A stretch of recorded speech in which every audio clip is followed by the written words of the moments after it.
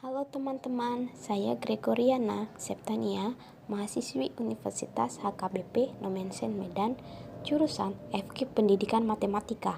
Kali ini kita akan membahas tentang peluang di kelas 10 SMA dengan sebab yang saya pilih yaitu kemungkinan suatu kejadian. Nah, sebelum masuk ke materi, jangan lupa like, komen, dan subscribe channel ini ya. Semoga bermanfaat dan membantu teman-teman semuanya. Selamat menyaksikan. Nah, sebelum kita masuk ke inti materi, kita bahas sedikit tentang definisi dari peluangnya teman-teman. Nah, yang pertama kita bahas adalah tentang teori dari peluang tersebut. Nah, teori peluang, kita sering mendengar kata teori peluang atau kebolehjadian atau juga dikenal sebagai probabilitas, merupakan suatu cara untuk mengungkapkan pengetahuan atau kepercayaan jika sebuah kejadian akan berlaku atau sudah terjadi. Sedangkan definisi dari peluang itu sendiri merupakan sebuah nilai antara 0 hingga 1 yang menggambarkan kemungkinan pada sebuah peristiwa yang akan terjadi. Nah, kata dari sebuah nilai antara 0 hingga 1 berarti nanti pada saat menghitung peluang suatu kejadian, hasil peluang berada di antara 0 dan 1, tidak kurang dari 0 dan tidak lebih dari 1 ya teman-teman. Lalu selanjutnya kata-kata yang sering muncul di bab peluang ini. Biasanya kita sering mendengarkan kata percobaan, ruang sampel, dan titik sampel. Nah, yang pertama yaitu percobaan.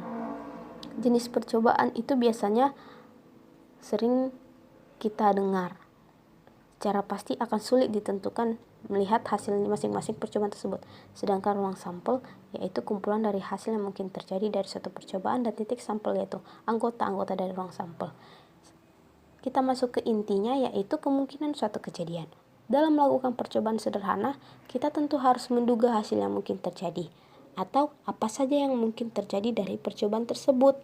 Nah, kemungkinan suatu kejadian, ingat ya teman-teman, konsep ini akan mengantar ke kajian konsep peluang yang lebih dalam, yaitu kaidah pencacahan. Tetapi kaidah pencacahan akan dipelajari lebih lanjut di kelas 11. Jadi, kita hanya membahas sekilas masalah hasil kemungkinan yang dapat terjadi pada suatu percobaan pada subbab ini. Nah, agar kita lebih tahu lagi kemungkinan suatu kejadian, kita masuk pada ilustrasinya atau bisa kita sebut contohnya. Nah, ilustrasi yang pertama.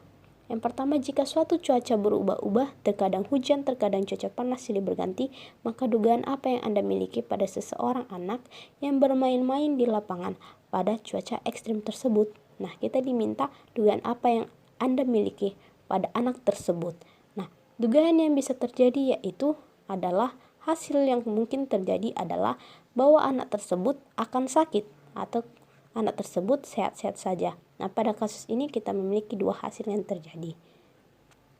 Bisa anak itu sakit atau sehat-sehat. Nah, kita masuk ke ilustrasi yang kedua atau contoh yang kedua. Ada dua buah dadu yang bersisi 1, 2, 3, 4, 5, dan 6 ditos. Dugaan apa yang terjadi?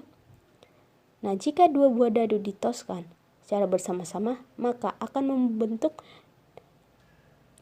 36 pasang, di mana bisa kita lihat pada tabel yang sudah dipaparkan dari dadu 1 dan dadu 2. Bisa dihitung dari pasangan tersebut ada 36 dari 1,1 sampai 6,6. Nah, pembelajaran kita tentang sebab kemungkinan suatu kejadian sampai sini ya teman-teman. Semoga hasilnya bisa membantu teman-teman dan bermanfaat bagi kita semua. Jangan lupa di like, comment, subscribe, dan share kepada teman-teman yang lain ya. Terima kasih.